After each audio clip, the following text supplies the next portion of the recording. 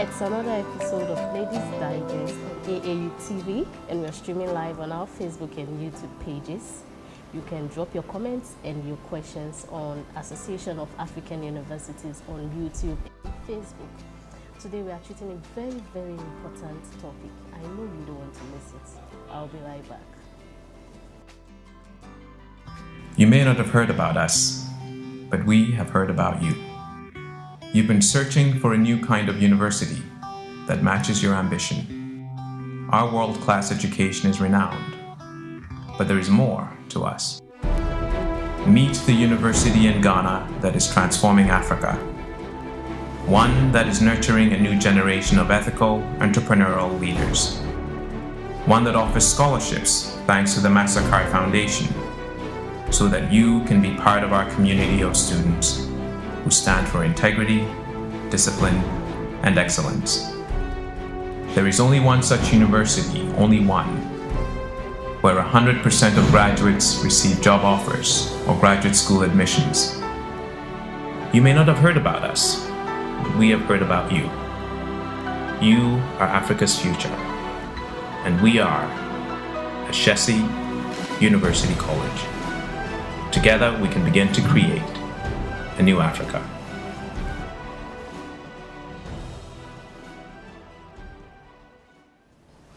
Welcome back. As I said before the break, we'll be treating a very, very important topic, vulvovaginal health.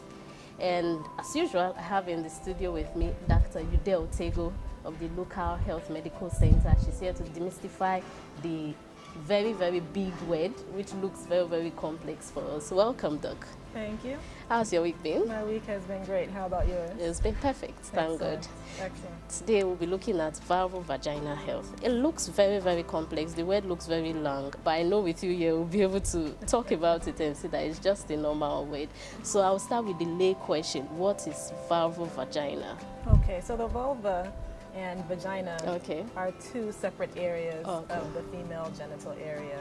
When you say vulvovaginal health, it just refers to the health of the vulva and the health of the vagina. So that's just the simplification. It sounds, when you put it together, like a long, complex so it's word. like two words together. You put the two words together, but the vulva is a certain part of the female genitalia. The vagina is another part of the female genitalia. So firstly, the vulva refers to the outer female genital area. And it's comprised of different parts. So I'll go through each of them. If you start from the top part of the vulva is called the mons. M-O-N-S. And there'll be a picture which I think has a diagram which shows labeling each part of the vulva. The mons has hair generally after puberty. If you go down, you have the labia majora, which are the outer vaginal or vulvar lips. And those also tend to have hair.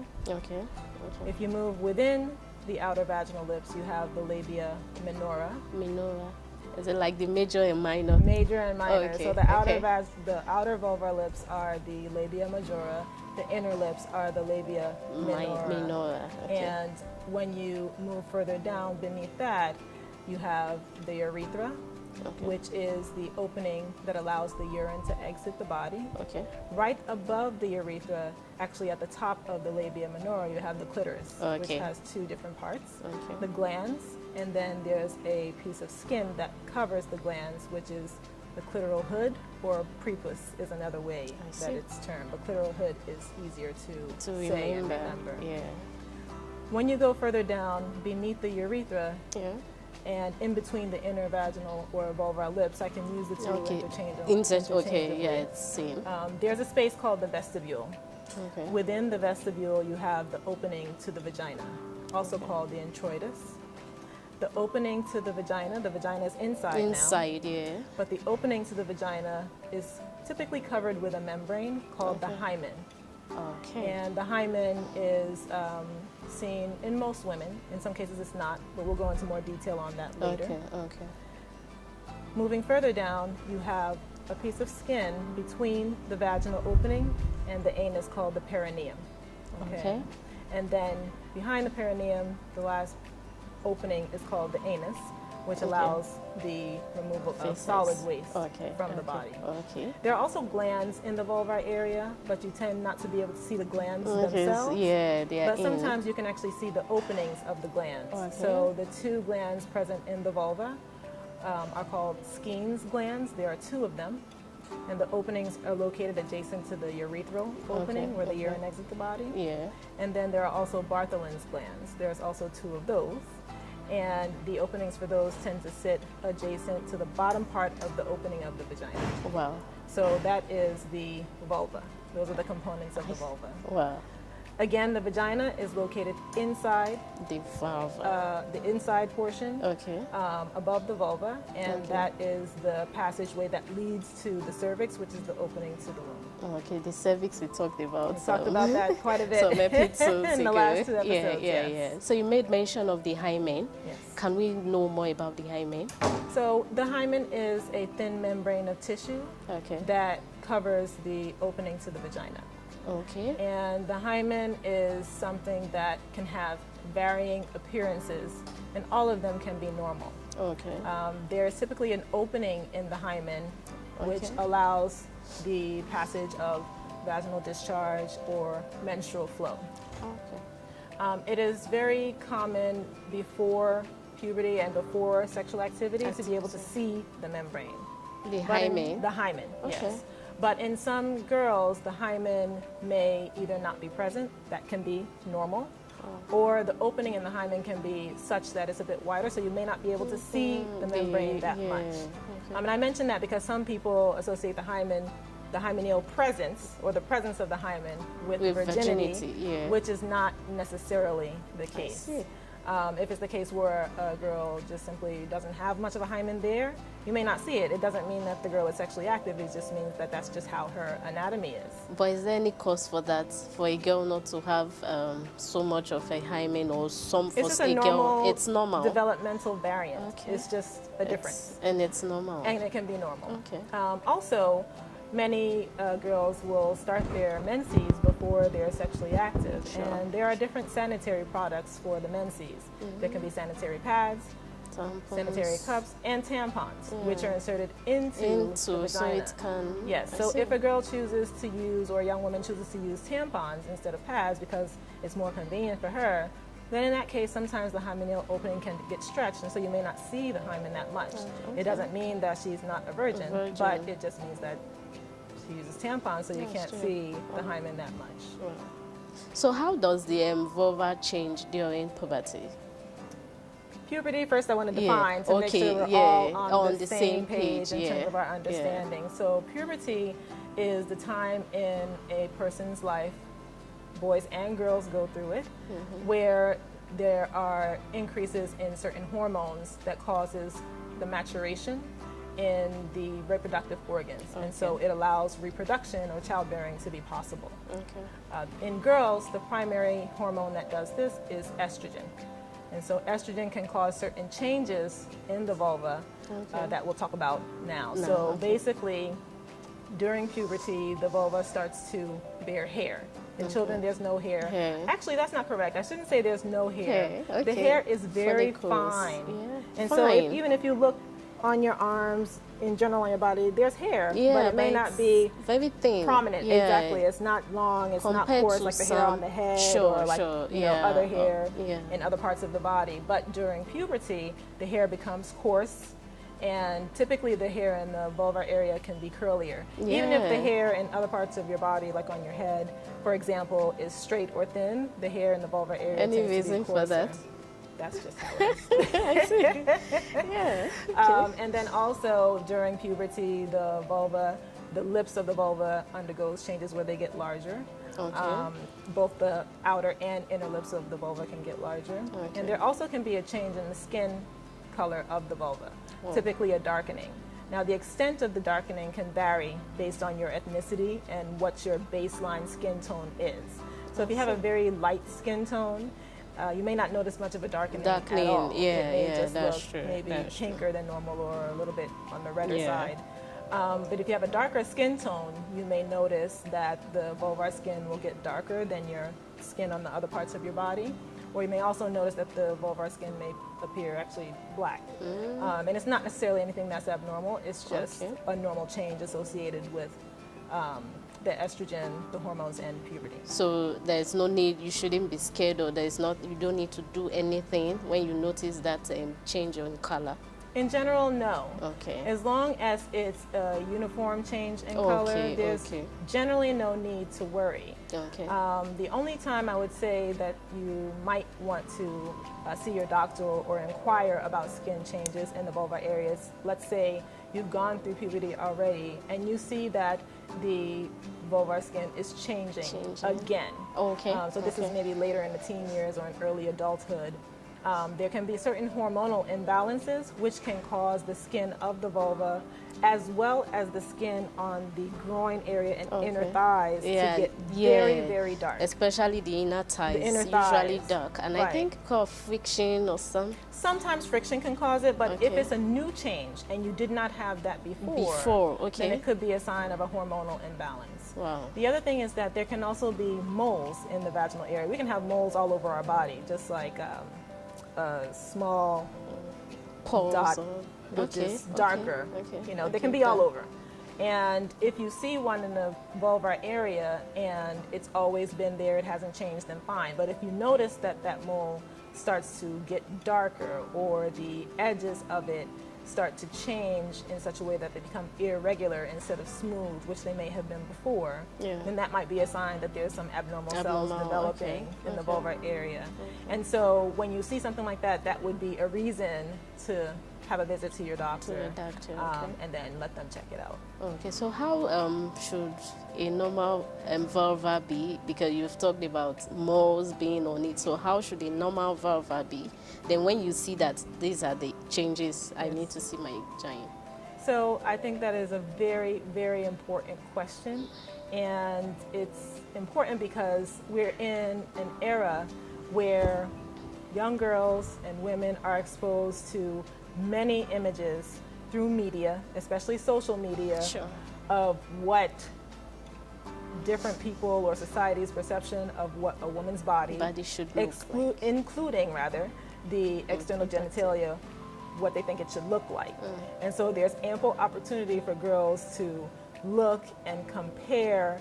And sometimes in doing that comparison, they may look at their own bodies, their own vulva, and say, well, mine doesn't look like that. That means it's abnormal. I think this can be a potentially harmful thing, because if you latch on to what society says is quote unquote normal, and just because your body doesn't look that way, then it could lead to some, self-deprecating, meaning that, thoughts where you don't like your body for whatever reason because it doesn't look like someone else's. Low self-esteem. It could lead to low self-esteem. And also it could lead to seeking out some of these procedures which have come out recently in terms of altering the appearance. Altering the appearance of the vagina, or vaginal rejuvenation and tightening, all these things that are out right now, tightening and all, which are usually not necessary. So I think that in order for you to know what a normal vulva is, it's important to look at your own vulva and get familiar with what it looks like. There's no ideal vulva. There are many, many variations that can be present, and it can all be normal. So I encourage women, young women and girls, even older women, not just young, any woman, to take a hand mirror and actually look at the vulva and get familiar with what's normal for you. There can be many things that you may see. You can see that the labia, both the inner and outer, may look larger than what you would expect, or they may look wrinkly. The skin may look wrinkly. That could be normal. You may also see that in some cases, your labia minora, the inner labia, may not be visible. They may be very small or thin, and you can't really see them without spreading the outer labia. Or it may be the case that the inner labia are larger than the outer labia. It could be that they're longer, it could be that they're larger than the outer labia. That can also be normal. You may also notice that there can be asymmetry, meaning one side is different in size or length than the other side. But then again, if you think of your whole body, our whole bodies are like that. That's so it. You may look at yourself in the mirror, or sometimes, you know, even I'll look at myself in pictures and I'll see that one eye looks smaller than the other. I, for one, I think one leg, my feet, the size. One is precisely. My shoe fits more in one than the other. Exactly. So and normal. Most people are like that. Yeah. You know, one foot's larger than the other. Even if you look at your breast size, one breast is typically larger than the other. And it's completely normal. Okay. It's no different with the vulva. And so I think that having a good sense of what's normal for you is very, very important in terms of knowing what's normal. And I do encourage young girls, women, even mothers of girls to make sure that their daughters are familiar with what their body parts look like, that they know what each body part is called, that they know how many openings are in the vulvar area and what the purpose of each is. Because there's this perception somehow that sometimes women's body parts are things that they should be ashamed of or shouldn't talk about. You know, we talked earlier in the previous episode about different names that we make up for our body parts. But I think that being able to call the body parts by their proper names is a healthy thing, and it takes away that feeling like it's something to be ashamed of or that we can't talk about. You know, don't call it down there or you know the under. Just my girlfriend. Your girlfriend. I mean, fine. If you want to say those things, sometimes it's funny. We talk about it, so fine. But it shouldn't be a thing where you feel strange to calling say the name by their proper names. You know, even my children, I have daughters, and you know they know. Even my 4-year-old, she knows she has a vagina and her brother has a penis. And there's nothing to be ashamed of. They just say it like it's normal. And I think it's a healthy thing. And I think it's better that way, to start grooming them up and just facing it the way it is. Exactly. It doesn't hurt. Exactly. So that way, if there is a problem, then a girl or a woman feels more confident, more comfortable talking about it. Obviously, in talking about what could be normal, it's important to know what's not normal. So if you're familiar with what your vulva looks like, then what would you see that could signal a problem or something that's not normal? So if you notice a sudden change in the vulvar appearance or feel over a short period of time, that could be a sign that something is going on. Similarly, if you notice a sudden growth or mass developing that wasn't there previously, that could also be a sign. If you notice multiple growths, so let's say at one point you notice that there's a little bump or mole in the vaginal area, and over time, it could be over several months or a long time, you notice that, okay, now instead of just this one, there's 3 there, or there's 5 there. If you see that things are multiplying down there, that's probably not okay. That is true. That is true. Anything change that's associated also with abnormal discharge or discharge that's new to you that you didn't have before, and especially if you have a change that's associated with any pain at all. Those would be things that you might see that would prompt you to call your gynecologist and have a visit. Let them have a look and see if everything is still normal. I even mentioned the glands. Sometimes the glands can get blocked or infected. The glands produce mucus that help to lubricate and moisturize the vagina. So sometimes if the opening is blocked, you can all of a sudden have the mucus collect in the gland. Sometimes it's painful, sometimes it's not, but that would be a case where you might see a sudden growth in the vaginal area that you didn't have before. So if you notice that, you want to go to your GYN doctor and let them have a look. Have a look. Okay, you just made mention of the discharge. So what causes discharge or discharges? Yes, so vaginal discharge is very normal after puberty. And the reason why is because of the hormones that start to increase, for women, estrogen in particular. So it's the estrogen that produces the vaginal discharge.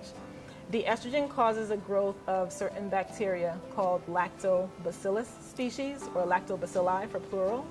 And those lactobacilli help to keep the vagina healthy. And as part of doing that, you'll have a vaginal discharge. Sometimes the consistency and the amount of discharge that you might have will vary during the month based on where you are in your menstrual cycle. So during the menses, usually you won't see any discharge because you'll have the flow of the blood. After your menses, you may notice that you might not have much discharge at all.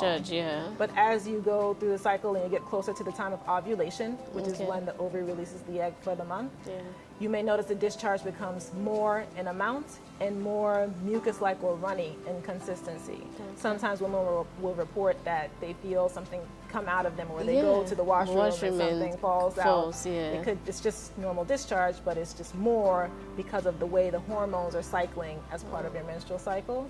And then frequently also right before the menses starts, you may also see again an increase in the vaginal discharge. Vaginal discharge. Okay, so this discharge, is it forever, like long lasting, even till after menopause? Do ladies have the discharge till eternity? You typically have some level of vaginal discharge throughout most of your life, although I will say that after menopause, and again, just so we all are on the same page of understanding, menopause is the time in a woman's life when the reproductive capabilities stop and the ovaries, which make our female hormones, estrogen and progesterone, the ovaries stop producing the same quantities of those two hormones. And so if you have a decrease in your estrogen levels, which is significant after menopause, then naturally the amount of discharge vaginally you will have also decreases. Although after menopause you may still notice some discharge, it's just that it'll be much less, or you may not have much at all. It's not a problem as long as it still has the typical characteristics of the discharge that you have been used to. Okay, so it all depends on age and maturity. Age, maturity, your hormone levels, etc. Okay, we'll go on a break and we'll come back, we'll continue. Sure. All right, viewers, we've been talking about vulvovaginal health. We'll go on a break and when we'll come back, we'll look more into it.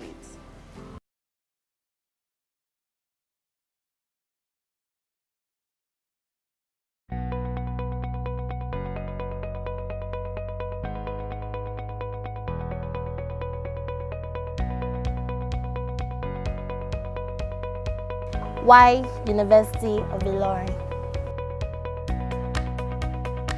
I chose the University of Ilorin for a number of reasons.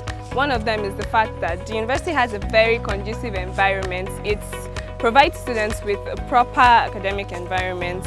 I chose the University of Ilorin because of the good culture they try to imbibe in students in the aspect of improving their morals and also in the aspect of improving their dressing in terms of decency.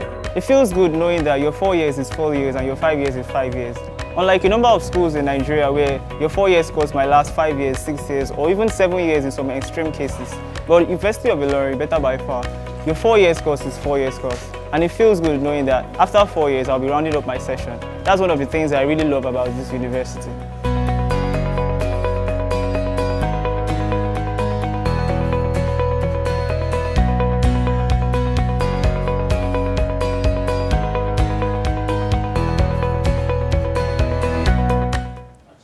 Welcome back, viewers. We're treating vulvovaginal health. Remember, you can drop your messages, your comments, your questions on our Facebook and YouTube pages at the Association of African Universities. Welcome back. Thank you. So we'll be looking at, we're talking about discharges. Yes. Just to continue on that track, how can I tell if my discharge is normal and abnormal? Okay, so normal vaginal discharge has certain characteristics. Typically, it tends to be clear or whitish in color. Okay. There either is no odor to it or a slight odor, but nothing that you should consider to be bad or offensive. Okay. There also is typically no itching, burning, or pain associated with the discharge, and the amount, the quantity of the discharge tends to vary, as I mentioned earlier, based on where you are in your menstrual cycle. Okay. Alternatively, abnormal vaginal discharge has several characteristics. The main one being that it's different than what you are used to. So you may notice that the color is different. It can be yellow, can be gray, greenish tints. I don't mean green like green grass. If you have that, something very wrong is going on. When I say greenish, it's just like a greenish tinge. If you have that, it tends to be more gray, and it may seem a little bit greenish. It can also be brown or even black. Yes. And typically brown or black means that there's some kind of blood inside. Sometimes you can actually see a clear discharge with blood inside, even that's not normal. Okay. Abnormal discharge also can have an odor associated with it. either a stronger odor than what you're used to, or what some women will describe as a fishy odor, or even an ammonia type of odor. And sometimes it's not the case that you'll notice the odor all the time. But under certain circumstances, it may become more prominent. So sometimes during or after sexual activity, sometimes during the menses, or after the menses, or sometimes even if you're washing your body, if you're taking your shower or your bath, and you're using a general soap, but you also use the soap in the vaginal area, you may notice when you get to the vaginal area, then all of a sudden you start to notice a fishy odor. In those cases, that's a sign of some abnormality. Even if you're not seeing much in the way of discharge, if there's an odor there that you're not used to, then something's going on. Especially if it's to the point where you start to feel self-conscious, like you need to use something to mask the odor, or if you're feeling like maybe other people around you, if you're out at the office, maybe they might smell it. In that case, definitely you want to get that evaluated. Abnormal discharge also may have itching or burning of the vaginal area associated with it, or sometimes during intercourse you'll have some discomfort in the vaginal area associated with certain types of discharge. If you have discharge that is also associated with any new lesions, bumps, sores, cuts in the vagina, those tend not to be normal. And finally, if your discharge is associated with any pelvic or abdominal pain, that's especially important to get evaluated, because sometimes that could be a sign of a sexually transmitted infection. So any of those things can be a sign of an abnormal vaginal discharge. So just like for periods, menstruation, you can manage your periods with pads, tampons. Are there any, would you recommend any form of management that you can use when having such discharges? So yes, during the menstrual cycle, like I said, sometimes the discharge may be more than normal. And during those times, many women feel uncomfortable because their undergarments get wet, or sometimes even their clothing. And there are some women just in general who tend to have more discharge than others. It's not an abnormality, it's just the way their bodies are. So in that case, yes, a very thin panty liner is reasonable. I wouldn't advise keeping the same panty liner on all day, because in those cases you're holding on to moisture in the vaginal area, and sometimes that can lead to other odors that just result from having the panty liner on all day. But if it's the case where it only is increased during certain times of your menstrual cycle, I would say just use the liner during those times. At other times, if it's less, I wouldn't recommend using the liner, because again, sometimes always having a panty liner or a pad on can cause irritation in the vaginal area. And then again, if you're using it and you're not changing it as frequently as you could, sometimes that can cause some problems as well. If you're not careful, it will even be worse than just leaving your panties on. Would you advise or would you recommend tissues? No. At all? I wouldn't recommend tissues, just because they're not designed for that purpose. That's easy. Toilet tissue is just to wipe yourself after you use the washroom. But I don't think it's great for absorbing the vaginal discharge. There are products like the panty liners, which are specially designed to absorb the moisture, take it to the core of the liner, and keep it away from you. Away from there. Okay. Talking about a healthy vagina, how does our body work to keep our vagina healthy with the hormones and the cells and all? So exactly in that way, because of the main female hormone estrogen, estrogen prompts a growth of a bacterial flora. Bacterial flora just means the different types of bacteria that live in the vagina normally. All women have it. So we have all people have bacteria on our bodies, even on our skin right now, in our mouths, all over there are bacteria that just live there. I see. I thought bacteria were supposed to be harmful. Not always. Not all. Yes. We have normal bacteria that live on our bodies, but the key is that for the vagina in particular, the bacteria are supposed to be in certain quantities. And in the vaginal case, the lactobacilli, which should be the prominent bacteria that helps to keep all other types of bacteria, and fungi. There's fungi in the vagina too, yeast in particular. It lives in the vagina normally, but it's the lactobacilli. See, I'm even having problems saying these long words. It's the lactobacilli's job to keep the other bacteria and the yeast at low levels. Okay. Bacteria are only harmful when they overgrow. When they overgrow, they can cause infection. Okay. So a little more detail in terms of how the lactobacilli keep the vaginal health in check. Okay. They produce two substances, the first being lactic acid and the second being hydrogen peroxide. These two substances help to keep the pH balance of the vagina. Hydrogen peroxide. Yes. Not peroxide you get from the store.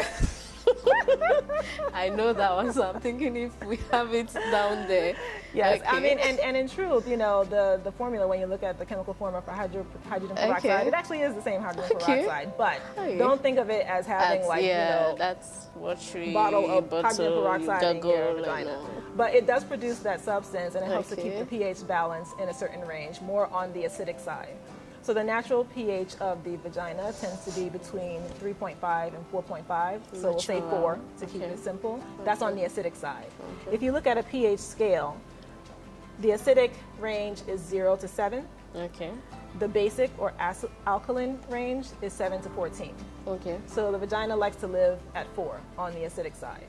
Okay. So to recap, the estrogen, our female hormone, causes increases in lactobacilli. The lactobacilli keep the other bacteria in the bacterial flora in check at low levels. Okay. And then the lactic acid and the hydrogen peroxide produced by the lactobacilli facilitate that process by keeping the pH range in a low level. Okay. So what happens if these lactobacillia and the other bacteria are not, what happens to my vagina if these are not in check or they are disrupted? So when there's a disruption, that's when infection can occur. Okay. Oh, okay. And the other types of bacteria or the yeast can overgrow. That leads to infection. Okay. And so when you say that the balance is disrupted, it means that something has occurred to increase the pH more towards the basic number, so above 4. Okay. And when that happens, the lactobacilli tend to decrease in number. The lactobacilli thrive in an acidic environment. So once the environment changes to a basic range, the lactobacilli start to die off. And it's basically a scenario where when the cat's away, the mice will play type of thing. So the other bacteria and the yeast have a chance to overgrow. And so there are different things that can cause that to happen. One of the main things is using scented vaginal products. That can cause the pH balance to change because the fragrances are made of chemicals that tend to be in the basic range.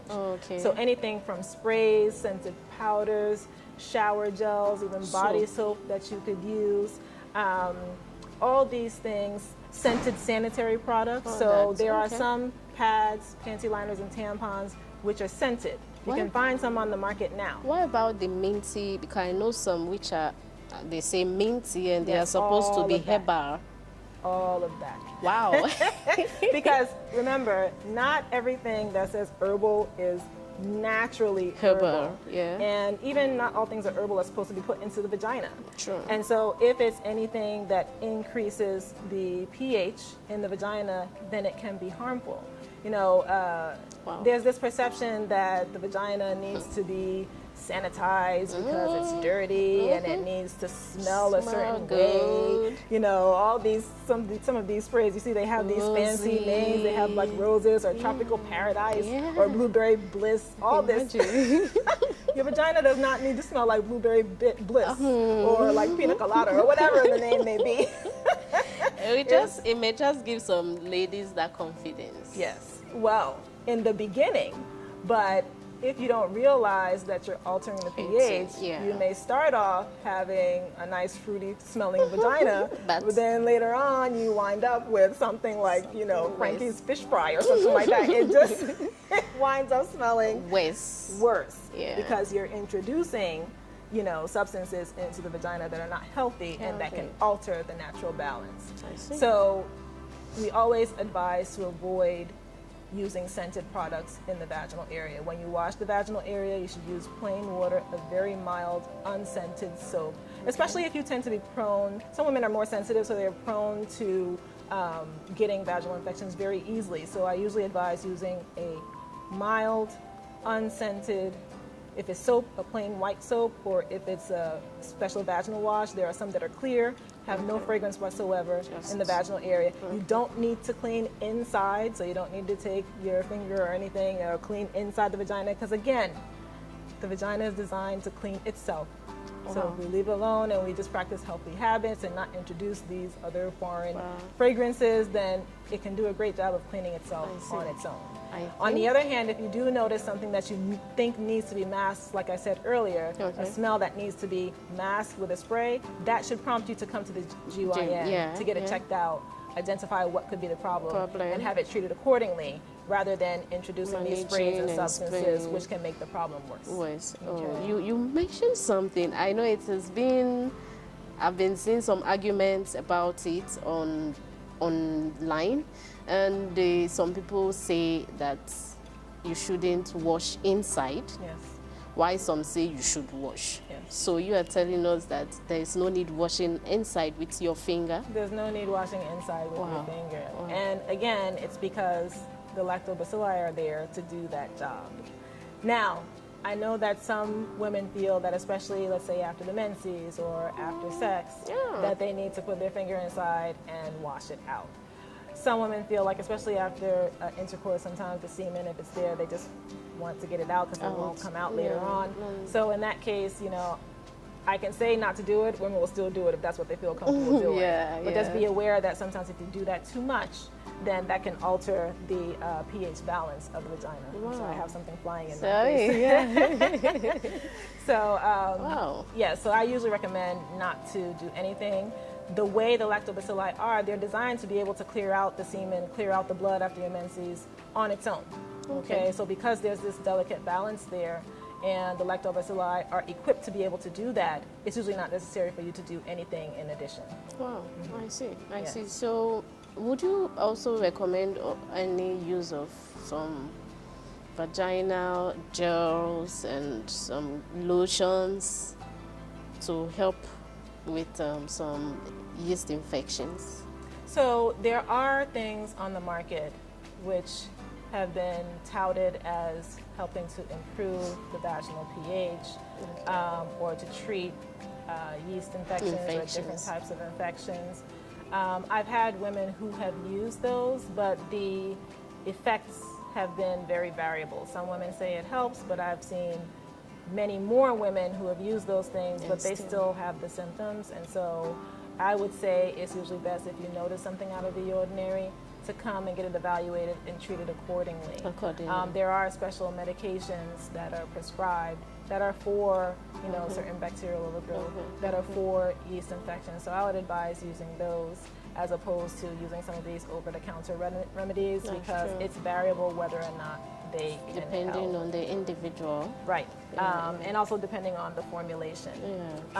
Just to be thorough, going back to the things that can cause a disruption in the pH balance, it's not just the scented products. It also can even be things like sexual activity because semen itself has a higher pH than the vagina. It tends to be around 7. Same thing, the menstrual blood tends to be around 7. Usually just having your normal menses, assuming that your cycle is regular, you get your menses once a month, is not excessively heavy, and it's not lasting for an extended period of time, longer than 5 or 7 days, then usually your body's able to handle even that. So because the vaginal pH is increased only for a short time, then the lactobacilli are usually able to maintain their numbers and will still restore the normal balance, you know, after the menses is over. It's only in the case where you have irregular bleeding, where you're bleeding more than one time a month, or if your menses are excessively heavy and prolonged, lasting longer than 7 days. That constant exposure to the higher pH can cause a shift in the pH long term, and then the lactobacilli start to die off, and then problems can occur. The other bacteria can overgrow. Even with sexual activity, I do want to say that if you're monogamous with one partner, let's say you're married and you just have the one partner, even in that case, it's not that, you know, every time you have intercourse with your husband that you're going to get a change in your vaginal pH. Typically, you know, yes, your husband will have certain bacteria on his body, because like I said, we all have bacteria in our body, but you will get used to that. and so your body will recognize that, adjust, and it will adjust accordingly. Yeah, yes. Okay. Other things can cause a shift in the balance, like sexually transmitted infections. Okay. Sexually transmitted infections are caused by bacteria and viruses, which also can change the pH balance of the vagina. Even hormonal imbalances. There's a condition called polycystic ovary syndrome, or PCOS, where PCOS, yes, we'll talk about that in a later episode. That needs its own its own time episode, allotted sure. to it. But that condition causes an imbalance in the female hormones where they're not produced in proper amounts. Okay. And sometimes in those cases, you can notice that you're more prone to get certain vaginal infections. Even pregnancy, which is not a hormonal imbalance per se, it's not an abnormality, but it is a difference from the norm. Your hormone levels are significantly increased during the pregnancy, which they should be. It helps to support the pregnancy. But during pregnancy, it's very common to have not only increased vaginal discharge, but also increased incidence of certain vaginal infections. We talked about menopause a little bit earlier. We'll talk about it again later. Menopause also causes a disruption in the pH because, again, your estrogen levels are now low, so the lactobacilli are low. The pH starts to increase in the vagina because of that. The other big thing which I want to highlight, and this I was reminded of because you mentioned, do I recommend use of like gels and things like that in the vagina? Douching is a huge no-no. And douching is a washing. The word douche means to wash. Wash, okay. So when it relates to the female vagina, you douche the vagina, you wash the inside of the vagina. This is something that has been still utilized quite a bit amongst women worldwide, even though most healthcare providers advise against it. And again, it's this perception that, you know, the vagina somehow is unclean, it needs to be washed or sanitized, and so you have these products on the market where it comes with a certain bottle and some kind of solution. Sometimes it's plain water, sometimes it has other components, other types of fluid in it, or even sometimes baking soda, other things that they say is designed to help clean out and freshen your vagina. But in fact, douching is the #1 cause that we know can lead to bacterial overgrowth in the vagina. Wow. Again, because you're washing away all the good bacteria. Secondly, there have been studies that have shown that douching is linked to certain infections of the pelvis, namely pelvic inflammatory disease, which can be a serious inflammation of the pelvis. And that is because, let's say you notice that there's a vaginal odor, which could be a sign of a bacterial overgrowth.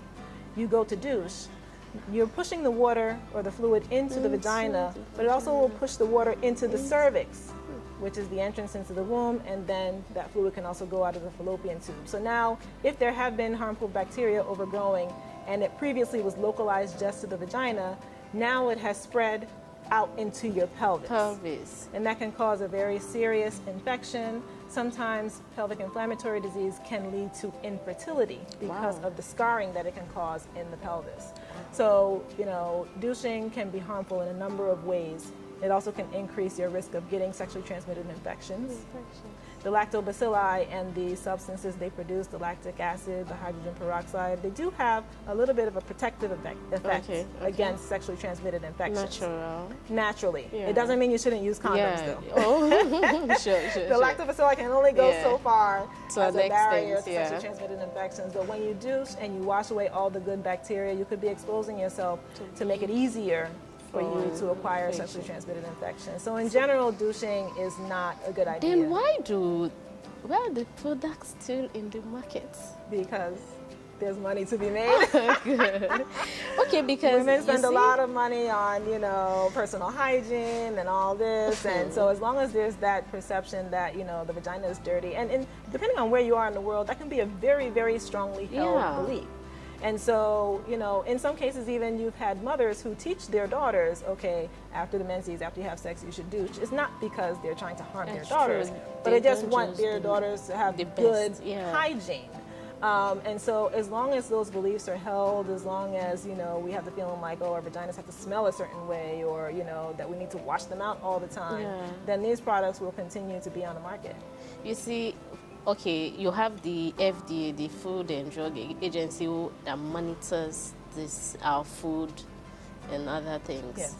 Is there a body that is supposed to monitor these products and see that these things are not good for these ladies, so they should be done away with. When it comes to prescription medications, yes. Okay. And there is an FDA that monitors all those things, but many things over the counter, there's not really a strong body that will come down and say, okay, well, these things have been shown to cause harm, you have to stop making them. So they have free reign to put these products out on the market.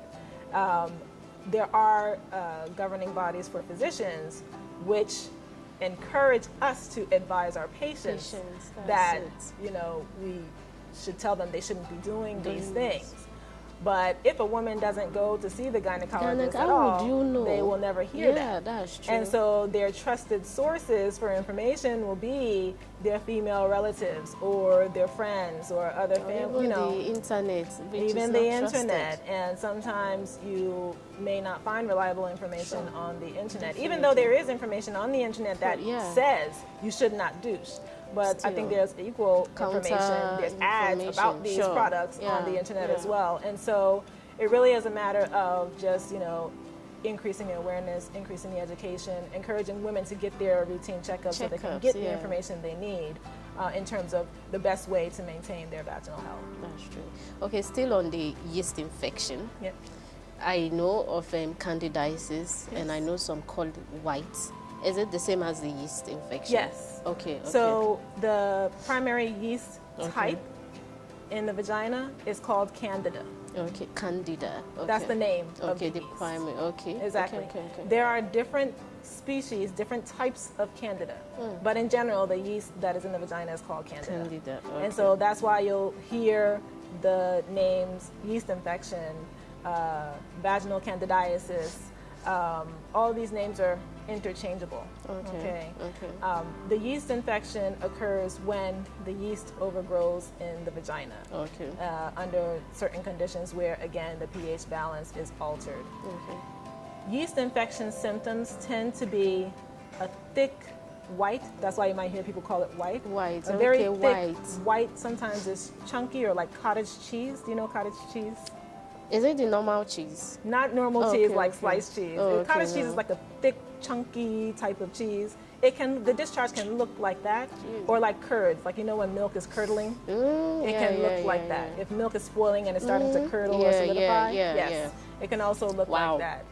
But the hallmark of the yeast infection is itching, very intense itching, and sometimes burning, especially during intercourse. If a woman is sexually active, they'll have burning during intercourse. Sometimes if the yeast infection is severe, you also can have swelling of the vaginal area, or even to the point where you might have some little, you know, bleeding from the vaginal skin because it's so inflamed. The way to diagnose it is to go get evaluated from your doctor, especially if it's the first time you've never had that before. You should pay a visit to your GYN and have them take a sample. Typically, we can look under the microscope and see the yeast organisms under the microscope. Many times, even if the doctor doesn't have a microscope, even sometimes if the discharge is characteristic, that thick, chunky, white discharge, and the woman has itching, then we can make the diagnosis even just based on that. And so we usually give an antifungal medication. Some people think antibiotics. Antibiotics are for bacteria, but yeast is a fungus. So we give an antifungal medication, which can help to treat the yeast and take it back down to low levels. And the medication can either be a tablet that you take by mouth, but there's also vaginal preparations, vaginal creams, vaginal suppositories or pessaries that you can put inside for a certain number of days, and that will clear the yeast infection. There are certain things that can predispose to the development of a yeast infection. Sometimes certain vaginal lubricants or spermicides that are used during sex can increase a woman's risks of getting it. Certain medications, namely antibiotics. So sometimes we're prescribed antibiotics for a certain infection. Let's say you have a sinus infection or a respiratory infection, or even if, let's say, you cut yourself and the skin gets infected and you need antibiotics.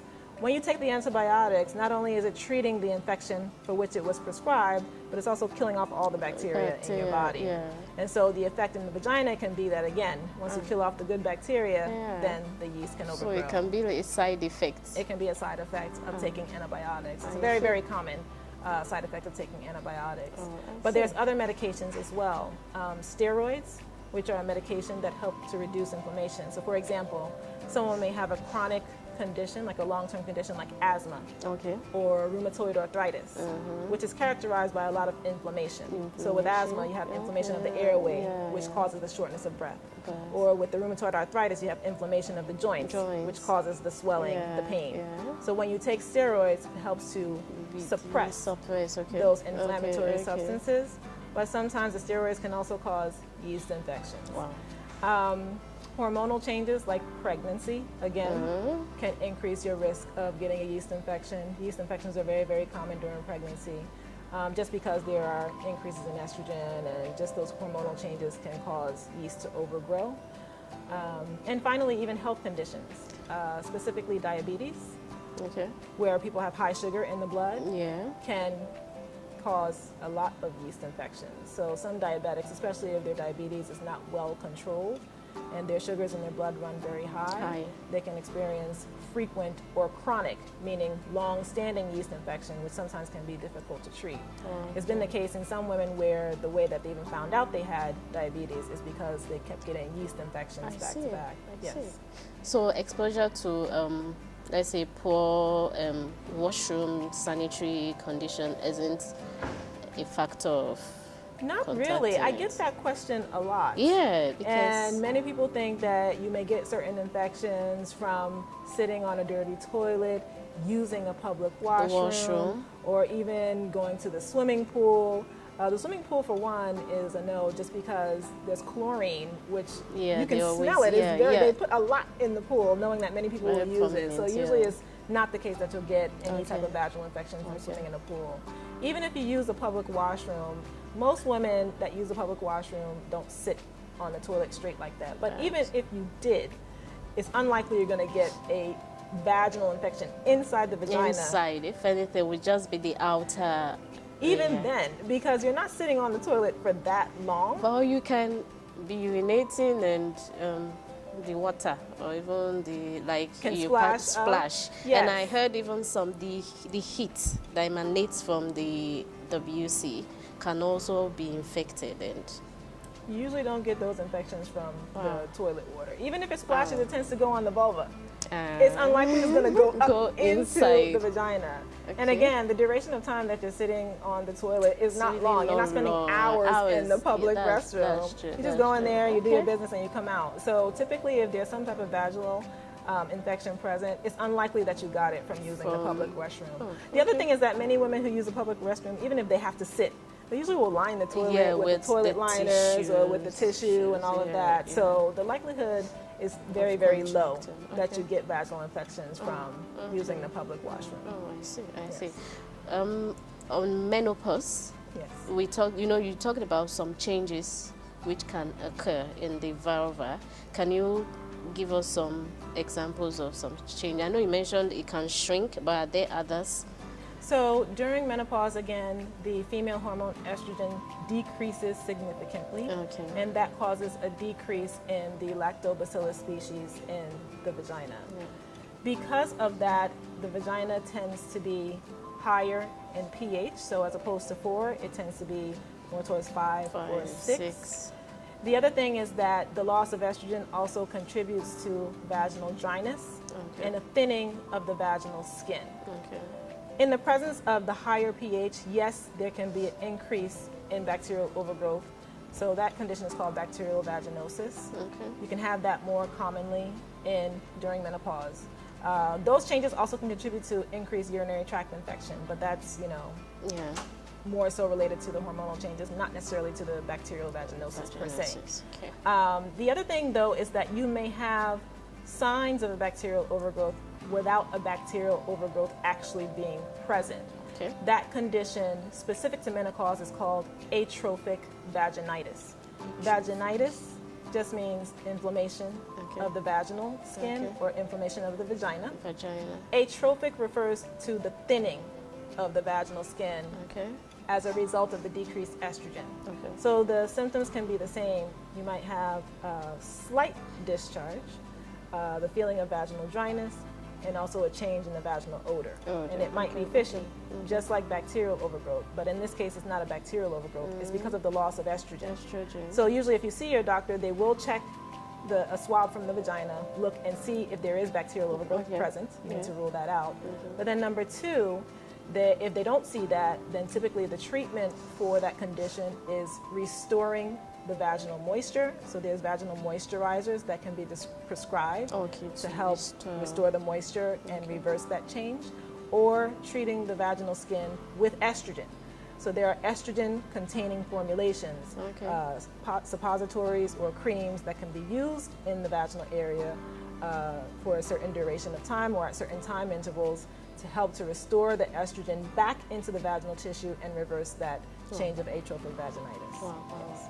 Okay, finally, we have some questions from our viewers. I know generally they say diet is plays a pivotal role in our general well-being. Is it the same, or will it be applied to vulvar health? Definitely. Are there particular diets, or is there a particular diet you have to go be on to have a healthy vulva? I don't think you need to be on a particular diet per se, but the health of your diet, rather, meaning how well you eat, can influence the health of your vagina. So if you are eating a lot of processed junk foods, your whole body has an acid-base balance as well. And so eating foods that are unhealthy, too high in starches or sugars, a lot of processed foods, things that are packaged, they have all kinds of preservatives in there. Even if you eat processed meats like, hot dogs or corned beef, they have nitrites and things like that inside. Those things can change the pH balance of your vagina. That change can change the pH balance of your whole body. Those changes can affect the way your hormones are produced. And so when you have fluctuations in your hormones in an unfavorable way, then that will affect what happens in your vagina. Like I mentioned earlier, diabetes is an excess of sugar in the blood, and it's a condition that can develop over time. It can be diet related. And so if you have high levels of sugar in your diet all the time, and you develop diabetes, then that will affect what's happening in your vagina as well. So I do encourage a healthy diet comprised of a lot of water, staying away from sugary drinks and highly sugary foods. You want to increase vegetables and fiber in the diet. You want to just make sure that you are doing things that are good for your overall health, and that typically translates into healthy hormone levels, which then translates into vaginal health as well. I see. Okay, so I think we have two questions from one is a question from our previous discussion on pap smear. And she's asking how much an average or pap smear should cost when you go to your gynae, how much an average pap smear costs. So it's difficult to give an actual amount because the costs can vary based on what doctor you're seeing, what facility you're going to, whether it's a private clinic or a public clinic. It also varies based on whether you have insurance coverage or not. And so while I can't necessarily give an actual amount, I think it's reasonable to say that, if you're interested in getting it and you want to know, just call the facility that you're interested in going to. You can call more than one and find out what the cost is. And then you'll know firsthand, directly from the facility you're interested in, how much it will cost. It will cost, but I don't think it should be very, very expensive. It shouldn't be. And this is, I think it's from a worried mother. She says, will my vagina be the same after birth? So the vagina can change during pregnancy, but definitely it can change after delivery, especially if the woman has a vaginal birth. So if you can imagine, the vaginal opening can be as small as a centimeter, but as you can imagine, a baby, a full-term baby, the head itself is at least 10 centimeters. That comes through the vagina. But the body is a beautiful thing because there are adaptations. One of them being the increase in hormones during the pregnancy and the changes that occur during the labor process, which allow the vagina and the vulva to stretch to accommodate the baby passing through. In general, everything tends to go back to somewhat normal, but it is a new normal. It can't be that, it cannot go in that back original to state. Its original state. It will never go back to what it was before you had children. But I don't want women to think that after they deliver vaginally that everything is going to remain the same size as it got to when the baby had to come out. Things do shrink back down. That's how the body is designed. But it doesn't shrink back down to the pre-pregnancy level.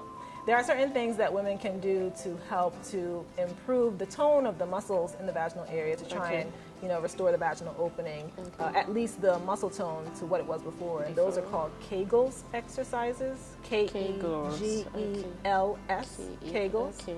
And that's where you tighten the vaginal muscles. And sometimes your GYN doctor can help you to identify the correct muscles to contract because not all women know which muscles to contract. The abdominal muscles and all that, or your leg muscles. So your GYN doctor or your obstetrics doctor can help you to identify and help to do that.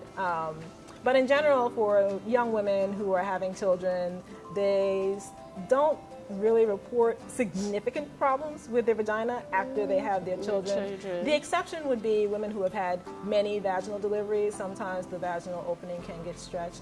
There's also differences amongst all of us in terms of the baseline tone of our vagina and the amount of collagen that's in our vagina, which helps with, how elastic your skin is. Collagen. Okay. And so if you're someone who already has low levels of collagen, or let's say your muscle tone was not that great to begin with, you may notice a little bit more relaxation of the vaginal opening. The other thing, though, is that if a woman needs a C-section, to deliver their baby, cesarean section, where the baby is delivered abdominally, they may not notice as many differences in the vagina as someone who delivers vaginally. That is not an encouragement for women to go and seek a cesarean section. The decision to do a cesarean section should be based on fetal indications and the mother's indications, meaning if that's determined to be the safest route to deliver a healthy baby and have a healthy mother after delivery, that's the reason it should be done, not to maintain the vagina. I know we're not talking childbirth here, but so a lady can't just decide that I don't want to give birth through my vagina. I want to. They can actually. Without any reason for the child safety. Okay, yes, so they can. I can decide to say I want a C-section. You can. Okay. But there's a lot. It's a major surgery. Even though you think of it as, I'm just having my baby. They're cutting into your body to deliver the baby, and so any surgery has risks associated with it in general, even if everything was done properly by your doctor.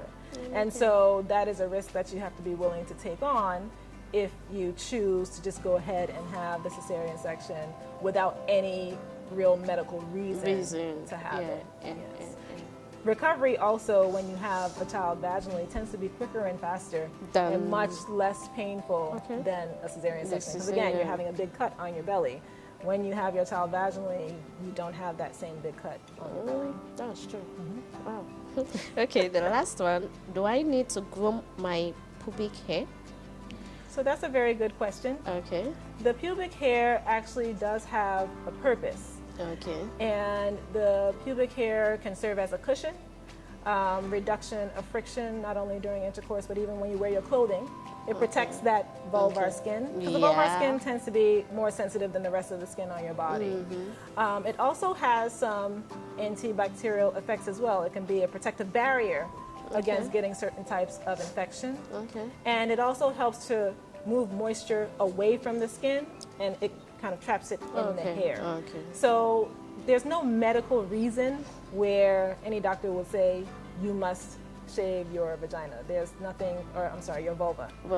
There's nothing medical or that makes it medically necessary to do that. So it's strictly a personal choice. So you can leave it to grow as long as you can leave it to grow as wild as you want to, for lack of a better word. Or you can, shave it off completely. However, you should be aware that if you choose to remove it completely, then you may experience a few problems related to that. Wow. Generally nothing severe, but let's say if you use a razor or a blade to shave the hair completely off, then there can be some little breaks in the skin, you know, just like you shave the armpit hair or you may shave your legs, you could cut yourself accidentally. So that can expose those breaks in the skin to bacteria, and sometimes you can get inflammation or infection of the hair follicles. You also may get razor bumps, which are very annoying, you know, especially as Africans, African Americans, anyone who has curly hair texture. When you shave the hair so close, as the hair is growing back, it curls, because that's what our hair does, and so it can grow into the skin and get buried under the skin and lead to razor bumps. Just like you see men, if they shave their face, they can get razor bumps. You can have the same problem in the vaginal area. And some women think, okay, well, if I wax instead, I won't have that. No, you can still have the same issues. That's using the hot heated wax, and they put it there, and then the woman will go and put the strip and then rip it off. I think I've watched it in movies, and I think it hurts. It does hurt. Especially in the vaginal area, the vulvar area, that skin is more sensitive. And so yes, it can hurt quite a bit, especially if you choose to have it done during your menses. The pain perception during menses tends to be a little bit higher. And so it can be very painful if you get it done at that time. And so again, it's just a personal preference if you choose to remove it or not. I will say that there are some instances where I may recommend that a woman trims the hair short. So instead of shaving it completely smooth, maybe just trim the hair short. And that would be the instance where the woman comes and it says they detect some type of odor in the vulvovaginal area. And then I may check, rule out bacterial overgrowth, which we didn't talk about. We'll talk about that in a minute. Rule out bacterial overgrowth, bacterial vaginosis specifically. We didn't talk about that. And if I see that there's none of that there, but it's just like a general sweat smell, like what you're saying, or a body odor smell. Like I said, sometimes the hair can move moisture from the skin and be held trapped in the hair. And so if that's the case, then sometimes it's the case the woman will notice that they have less odor if they keep the hair trimmed short. So I would say just cut it low instead of shaving it completely. And then sometimes I'll advise using a cornstarch-based powder, not talc. Talc in the vagina or in the vulvovaginal area can be harmful and has been linked to ovarian cancer. But if you use a cornstarch-based powder and actually, instead of, you don't pour it into your undergarments, you actually put a bit on your hands and then pat it on the groin, on the mons in the groin area, and avoid the actual vaginal opening. That can also help to absorb moisture and to decrease the sweat smell or the odor in that area. So that can really help. Yes. You talked about the bacterial overgrowth. Would you want to talk about it? Bacterial vaginosis. We had talked quite a bit about the yeast infection. But I was referring to bacterial overgrowth. Bacterial overgrowth is termed bacterial vaginosis or BV. You see, I like my abbreviations because even for me, it's easier. So BV is the overgrowth of bacteria in the vagina. Like I said, there's different bacteria in the bacterial flora, but the bacterial vaginosis organisms or BV organisms tends to be the one that overgrow when the lactobacillus species decreases. And so the signs of that tend to be the vaginal odor. That's the one thing that differentiates it from the yeast infection. So yeast infection, you mostly have the vaginal itching. With bacterial vaginosis or BV, you tend to have the vaginal odor, even if you don't see much of a discharge. But if you do see discharge, it may be a grayish or yellow color. Sometimes it also may seem like it's a bit bubbly. I know that sounds strange, but sometimes the discharge is thin and seems a bit bubbly, and some women will describe the sensation that maybe gas or air is escaping from the vagina. Usually that's a sign of BV. Sometimes you might have a little itching, you might have a little irritation, but mostly it's the odor that gives it away. You may notice it more during intercourse or during or after the menses, or if you wash that area with soap. The biggest cause for that, like I said, the scented vaginal products, douching, but other things can cause it as well. And specifically, if you have any risk factors for getting sexually transmitted infection, BV can increase your risk of having that. So it's frequently the case that if a woman has a sexually transmitted infection, they may often have bacterial vaginosis at the same time. If you have any signs of BV, it's important to get that checked because there is a sexually transmitted infection that can mimic the same symptoms. So it's called trichomonas vaginalis, or trick is the short word. So sometimes if you have symptoms, don't just think that, okay, it's just BV. It's important to always get it checked, especially if you're not a monogamous relationship or if you have different sexual partners.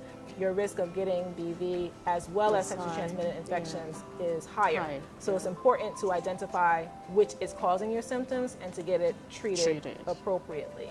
You know, BV is something that many women get throughout their lifetime. Even women who are not sexually active can get BV. And that's just because, again, if you're using, you know, scented vaginal products, or if you're using these, you know, douching, or if you're using, you keep your sanitary pad or tampon in too long, that can lead to having it even if you're not sexually active. So it's important to know, you know, what's normal, what's not normal, and then if you are detecting something, rather than treating it with something that masks your symptoms, you should try and get it evaluated so you can know what it is. And once you know the signs of a yeast infection, there are over-the-counter yeast medicines that you can buy on your own. Yeah, but you should know first. You should know first. Yeah. So then once you know what the symptoms are, yes, if you have it again in the future, which you could, you then can always, you can go and get it on your own. You can go and get the medication on your own and treat it accordingly. The bacterial vaginosis, or BV, typically those medications, the antibiotics that are needed for that, have to be prescribed, so you should see your doctor. But if you already know the symptoms, you can frequently call and ask for the antibiotics to be written for you. You can pick it up and pick up the script and go and get it. I would say, though, that if you do that and your symptoms don't improve, then you should go in and actually see your doctor. Yeah, because it may be something else. Exactly. Yeah. Thank you, Doc. You're welcome. It's been a great time here. Time is gone. We're just talking and talking. Thank you for finding time to come it's a pleasure, and as always. educate us. Viewers, this has been Ladyz Digest, and we've talked a lot about vulvovaginal health. Avoid using avoid douching, avoid using the scented products. Our vagina has been made in such a way that it can take care of itself. So please don't take care of your vagina by yourself extra. This has been Ladyz Digest, and I've been your host, Iyoha.